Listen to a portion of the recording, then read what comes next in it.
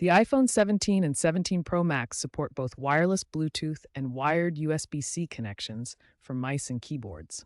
This transforms your iPhone into a portable workstation, enhanced by iOS 18's improved multitasking and accessibility features. The series features USB-C ports and iOS 18's Pro mode, optimizing displays for peripherals like mice with desktop-like cursor control.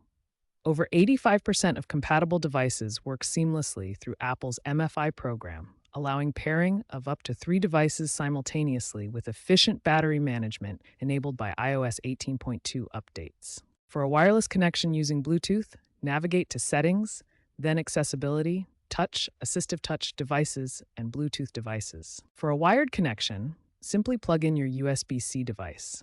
It will appear in Accessibility settings for configuration. No drivers are needed. Essential features include Assistive Touch, which provides a virtual cursor with customizable gestures and support for keyboard shortcuts in apps like Safari and Microsoft Office. Remember that connections require device passcode or biometric authentication. If you face issues, test in safe mode.